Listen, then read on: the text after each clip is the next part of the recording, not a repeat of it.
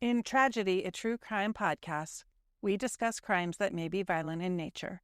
At times, we may cover homicides, missing people, and other topics that may be unsettling. Listener discretion is advised.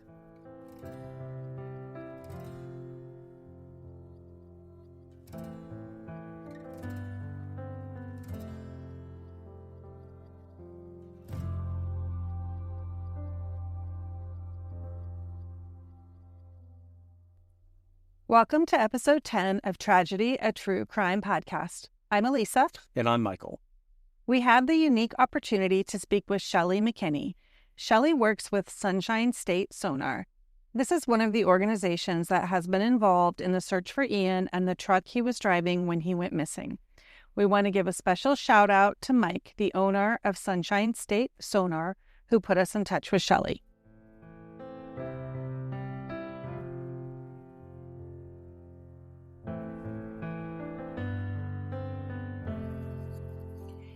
Today we are speaking with Shelly McKinney.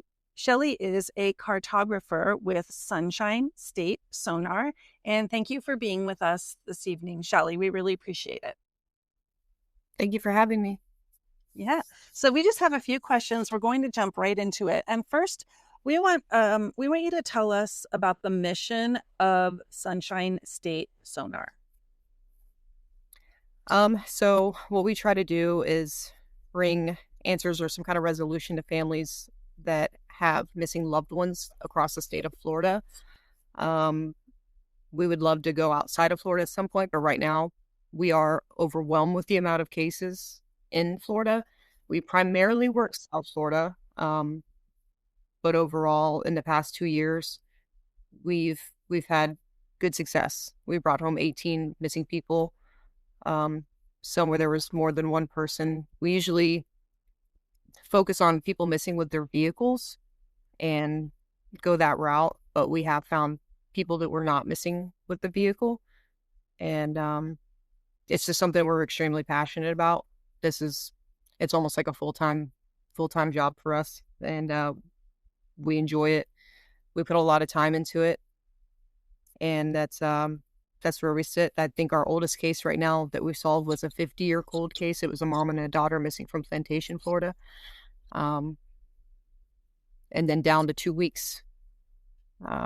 It's the earliest or least amount of time missing. So can you tell us a little bit more? You highlighted a couple of cases, but I'd really like to hear more about the case that just was a big highlight for your team, like something that just made the team really proud. Each one, I think, kind of resonates with us differently.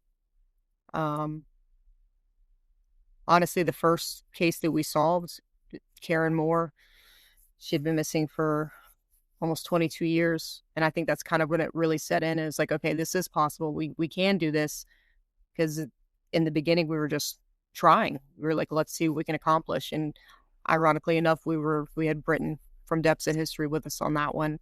And then we just kept going. And it just kind of went from there. It just snowballed. And we just keep doing it. We usually do trips. It's on average, we do 1 weekend trip a month. So it's a Thursday through Sunday. And, in between, sometimes there'll be like a 1 or 2 day trip. But this isn't something that we get, paid or funded to do, anything like that. We're just doing it with our own funding. We pay our own way. I live in Virginia, so I fly down or drive down when we do these trips. Mike is from St. Petersburg, and his brother John's from Lakeland, and then we have a few others that will step in from time to time and help out.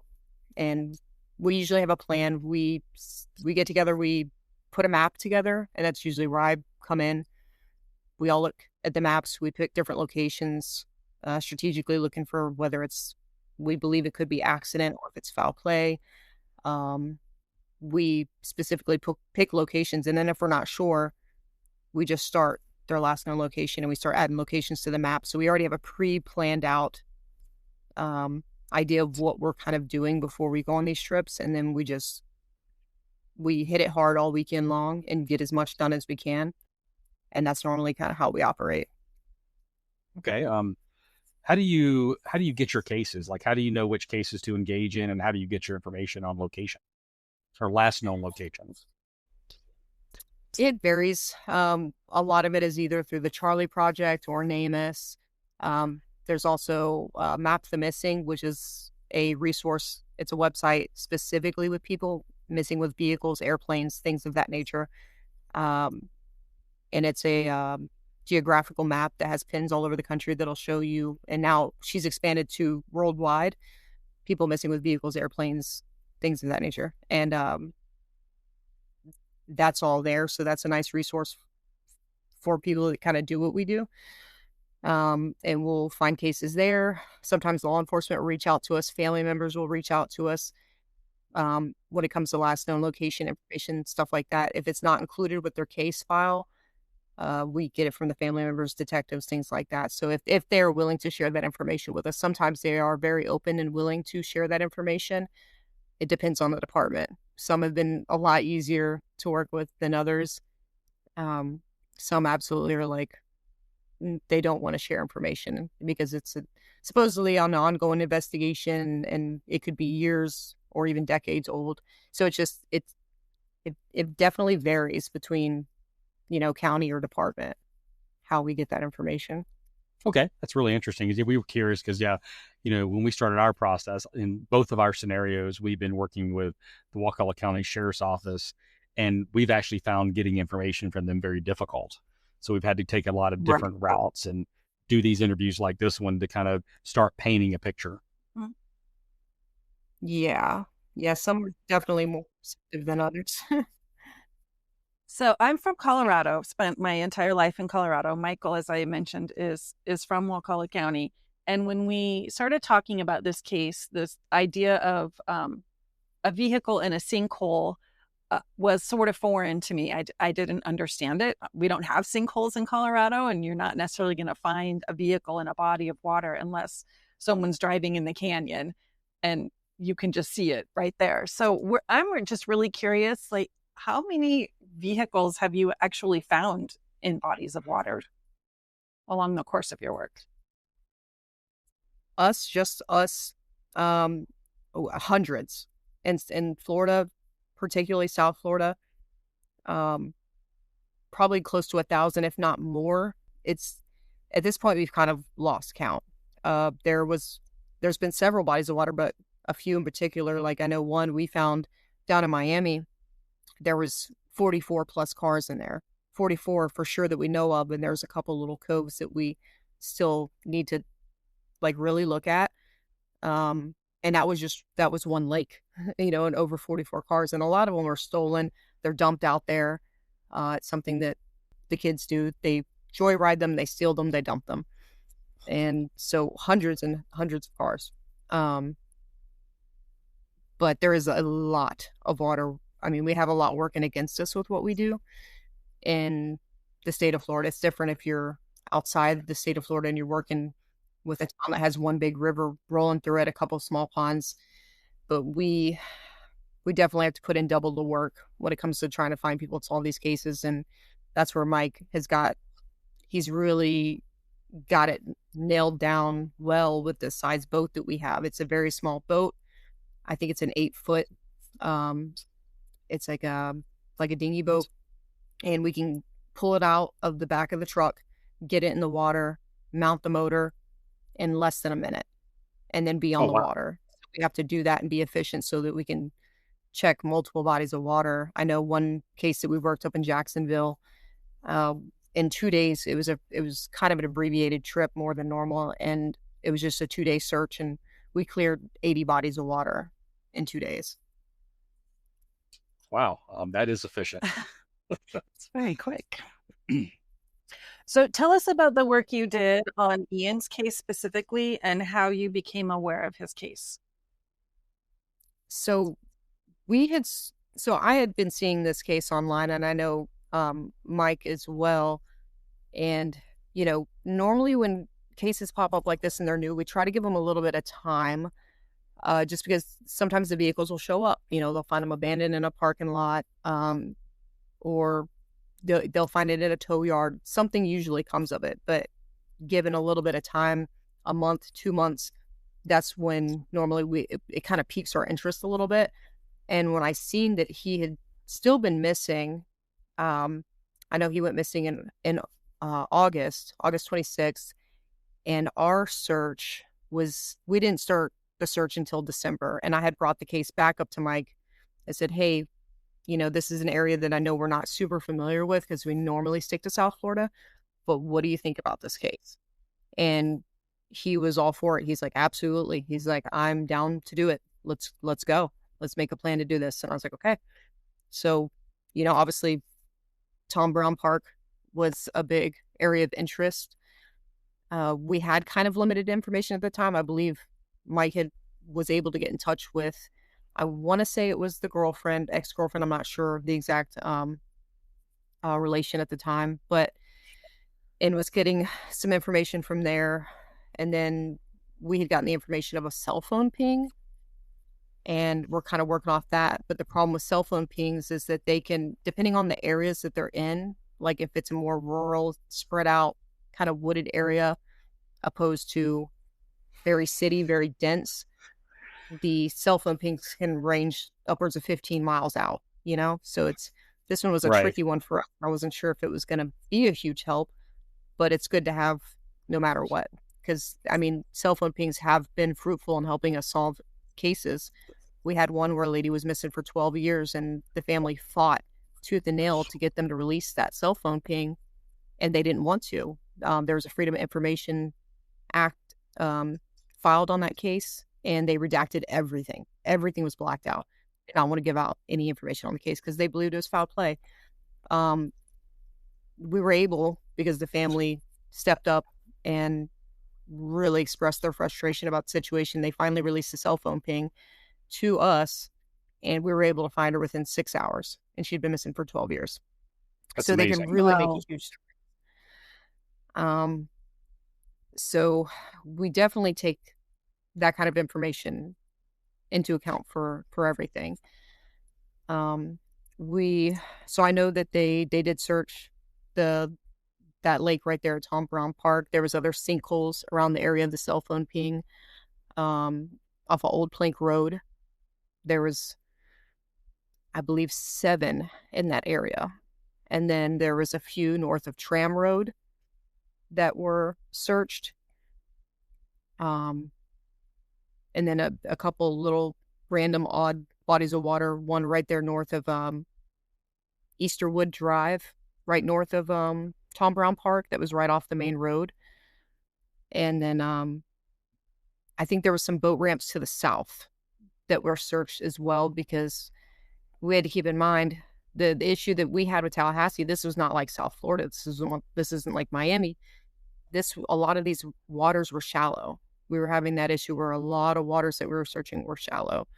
The Piney Lake, I think the issue with that is we couldn't find as much where it looked like there was a way for him to have accidentally driven in there. And same thing, shallowish around the edges. So that was about what they were able to get done on that, with the exception of the boat ramps to the south, which were on the Wakulla River.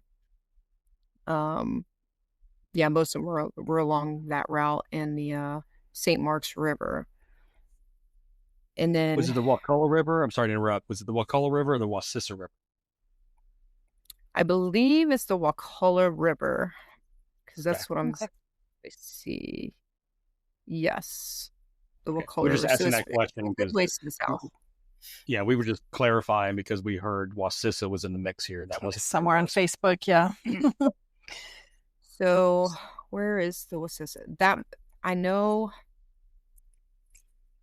that there were some that Britain had searched too.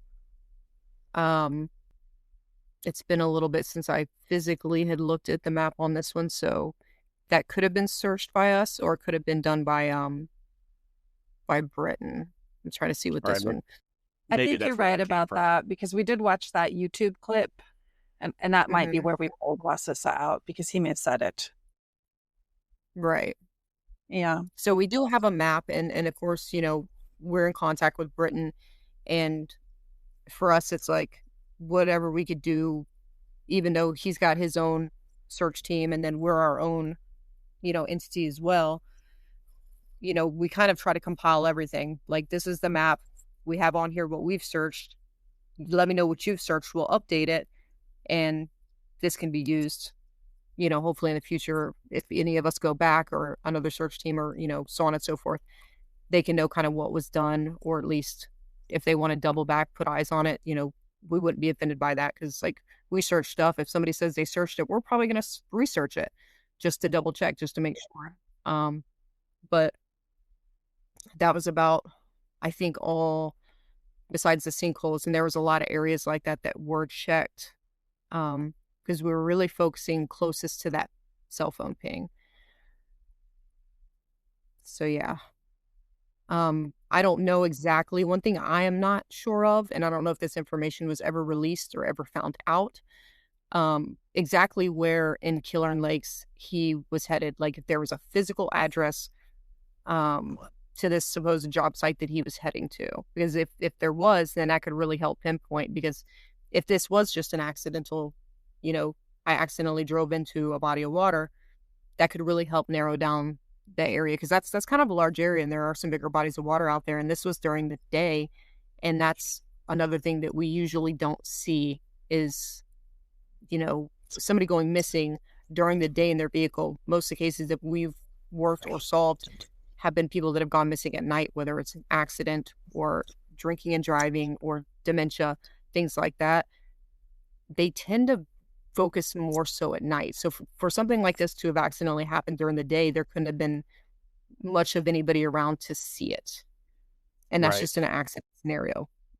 We do have the scenario, the general location of where he went. We're supposed to go for the job site. We have one street. Yeah. We don't have the cross. So we spoke with Ian's former boss, and he gave us the street called Woodgate Way in the Killern neighborhood. So I don't know if that's helpful for you guys. We don't have the other, but maybe you can figure out where Woodgate Way goes through Killern, because that seems to be where the job site was that day. Okay. No, that could definitely be helpful. Uh-huh. So I see there's a Woodgate there. But this is over in like kind of the Benton Hills area. That's I correct. don't know if that's the right. I think the so. right area. Well, we can double check our map as well, but that was whenever we were describing it, and him entering, well, supposedly should have been entering in through Centerville Road. That makes sense. Oh yeah, I see Centerville. Okay. There you go. Yeah, because if you just put a random pinpoint on the map in the Killern Lakes area, and you just pick another random spot before where the Tom Brown Park is, you do it automatically will do directions for you and show you what route that person would have taken from point A to point B.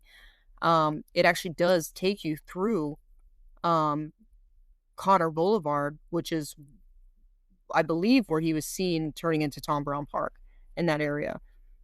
But, or at least up and around that area. So I'm not sure as far as cutting through Tom Brown Park, but it kind of made sense looking at it. But yeah, having that exact, or at least one of the cross streets could be a huge help, because it would have to be a deeper body of water to hide a vehicle of that size.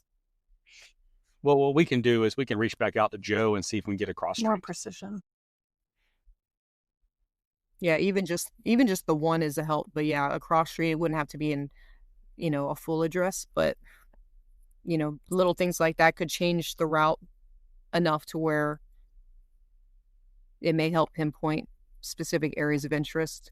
And if something's like, we can look at depth charts and say, hey, we know that this lake's only 2 feet deep. We know that this one's 20 feet deep.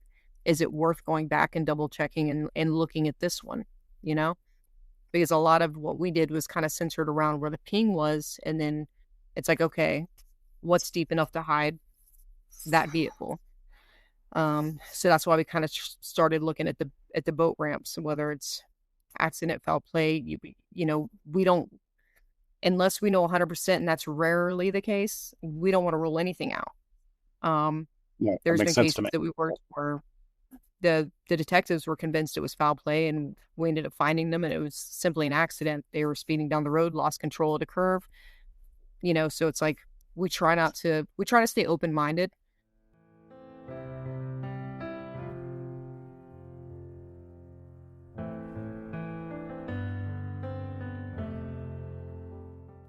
Do you also do any work with drones? So we have an underwater drone, but not as much aerial drones. I know Britain does the aerial drones. I did have a drone and I accidentally flew it into a canal. So I was like, this is not, yeah, it was like slow motion. It just boom, right down in front of the boat. So, we have talked about that at some point. We would like to get aerial drones and really get some practice in with those, because there's been times where we feel like it can be extremely helpful. But we do have the underwater drones. I mean, obviously we're talking now because, nothing was really found. And so did you discover anything, any clues, any relevant evidence, or anything interesting through the process of searching these points that you did experience? With what we did, I think there wasn't really anything found, not even another vehicle. I don't think any vehicles were found on this search, which is rare with what we do, because in Florida, in South Florida, that's kind of what it tends to slow us down a little bit if we're diving on stolen, dumped vehicles. So we knew if we found something in this area, it would be significant, because we're searching all these spots and there's no vehicles. And there's actually another man in Tallahassee that is missing with his truck as well. And he went missing back, I want to say, in 2004. I'd have to pull his case. But so there was the opportunity there. Like, you could find, if you find a truck, it could be one of the two, Got it. Okay. What do you do with the information that you compile? See, are you speaking on if we find the vehicle that we're looking for? So no, sorry, that's a good clarifier. So all this information that you're gathering, what do you do with it? So I have a spreadsheet that I keep all the cases with the names, the day that they went missing, the vehicle, make, model, the color, the city they went missing, any other relevant information. So we have that. And then, of course, I have maps. Like, there's a lot of overlap in South Florida where we're at, particularly Miami and Broward County. And there's a lot of overlapping cases. So normally I would make one map for each case, but it got to the point where we just started a all-inclusive map for South Florida, because there was so much overlap that it would have just became confusing. So in that area, we just have one map. But for like Ian's case, it's just the one particular map that we have. But I have several maps all over the country, different cases. So we keep that. Pictures, flyers, we sit and we talk about these cases. I'll take notes, make itineraries for the trips. This is kind of our game plan. This is what we want to accomplish on this trip, the areas that we want to focus in on. Yeah, we just kind of compile it that way. Like, we have our own separate maps. We have our own kind of database that we have started with the areas, the different quadrants of Florida and the missing persons in those areas. I know with me, like Facebook, we follow a lot of different missing persons pages and organizations and groups. And anytime somebody new goes missing with a vehicle, I'll put it in a saved folder. I'll save that posting to like Florida newly missing or Florida silver alert, things like that. And then I go back and I reference them about a month later. And if they are still missing, then they get added to the spreadsheet or our little database. Okay. One thing, I haven't said it yet, so I was kind of waiting for an opportunity, but I've gotten more and more fascinated just listening to what you guys do and what you're talking about. to the point to where I'm like, I kind of want to see it in person if I ever have the opportunity. Right. Like a ride along? A ride along. Absolutely. Yeah, it's fast paced. It's sometimes it's pretty exciting, and sometimes there's just long periods of time where Mike and John are on the boat and running a long canal, and I'll wait in the vehicle, and we usually have 2 vehicles, and I'll meet them. I'll take the truck and meet them at the other end, pick them up. Just everything we can do to make what we're doing more efficient, just to get us so that we can accomplish as much as we possibly can. Because, like I said, we kind of cram everything into a weekend long search, and we go from there. What do you do when you're not doing this? So when I started doing this, I was a tattoo artist for 14 years, and I kind of really got burnt out on it. And now I work in a psychiatrist's office. I treat patients with major depressive disorder and treatment-resistant depression. That's interesting. See, I like that kind of work. You can go on the ride along on the boat. I'm all about getting out there, getting dirty. None of that bothers me. I just want to get into people's minds. The information that you gather, do you send it to law enforcement? Do they ask for it? Yeah. So we have been reached out to from different organizations or different counties, where they'll be like, hey, we want to see how you're doing this. What you're doing is amazing, and it's we're seeing you're getting a lot of results in a small period of time. Just in about 2 years, 18 cold cases. So like Miami, they had reached out to us. They wanted to see, so we brought their dive commander along with us and had them on the boat, showed them our sonar setups, showed them the boat setup, because it is, you need something that you can get in and out of, not just rivers and larger canals, anything with like boat ramps. I mean, we have to put this boat into smaller ponds, and we have to do it efficiently. So we've done that with different counties as well, and shown them the setup and how we do things. Or if they say, hey, do you know where there's dumped vehicles at that you've already cleared? And, we can use them for dive training. So I put together a separate map for some of the dive commanders where they can reference where we found vehicles, but they're not related to anything that we're looking for. And that way they can use them as part of their dive training. They go out, they pull them, things of that nature. Yep. That is familiar to me. We're both dive certified. I did mine in Colorado in a very murky lake that they sunk a plane in. But can't, you got to put your hand in front. Like as soon as somebody swipes the bottom, you're in trouble. You can't see anything. But that's how I did the search and rescue dive was this. And so they put it down there on purpose because there are not very many large bodies of water in the Denver area. That's true. So that's where we all go for it. Yeah, mine's always just been recreational diving. But one kind of fun fact is my grandfather, back when he was really young, he was a diver for Leon County Sheriff's Office. And so he would go down and help search for bodies, things like that. That was pretty much, I think he did that for a number of years. Mm-hmm. My mom too. Yeah. If somebody wanted to reach out to you all, what would be the best way for them to connect with you? If they're listening and they're like, oh, I didn't know about this organization, maybe they can help us. How would someone connect with you? So a lot of times they usually reach out to either our Facebook, the Sunshine State Facebook. We do get a lot of messages on there, or the Sunshine State email, which is just sunshinestatesonar@aol.com. I have one as well. It's just shelly.sunshinestatesonar@aol.com. And they can reach out to either one of those because, like I said, the main one tends to get bombarded with emails. But, Facebook Messenger, anything like that, they're all good ways, and if it's a case where we feel like that we can be helpful or useful, we will try to do our best to help. But we've definitely been reached out to on cases where we did not feel like there was something that we could do much justice for it, unfortunately, or if we felt like another organization was more suited for it, we would refer them to them. But yeah, normally just through email or Facebook. Like we have other platforms, but Facebook is the one that we utilize the most. Gotcha. And is there anything that we haven't asked you that's important for our listeners to know about what you did on Ian's case?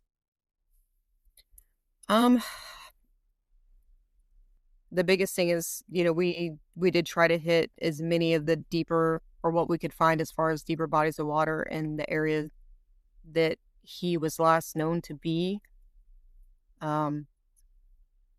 Best thing to do is, I guess, anybody locally that may have a boat or fishing or sonar and they're in these areas, we notice a lot of boaters don't tend to turn their sonar on until after they leave the boat ramp sometimes, until they get into the area that they want to be fishing.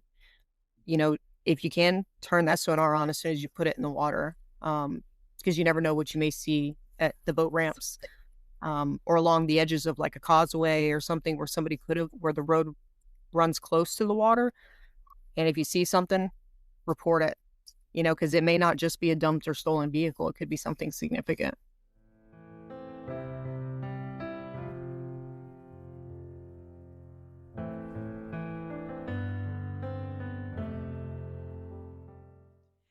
As far as we can determine, Ian Rogers was last verifiably seen around 7:30 on the morning of August 26, 2024.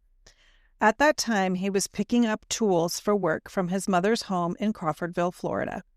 Somewhere close to 8 a.m., Ian spoke with his boss to report that the work truck he had just been given was overheating. It seems at least 2 text messages were sent from Ian's phone sometime after 8 a.m. and before 2 p.m. Ian never made it to the job site that day. At the time of his disappearance, Ian was wearing a black hat, sunglasses, a blue long-sleeve dry-fit shirt, a white undershirt, tan cargo shorts, and brown work boots. Ian has a half tattoo on his right forearm, which consists of 2 gorillas and a salt shaker, a tribal tattoo on his left calf, and a scroll tattoo with the word Mom on his right calf. If you have any information, please call the Wakulla County Sheriff's Office at 850-745-7100, or you can email us at tragedy@truecrimepodcast@gmail.com.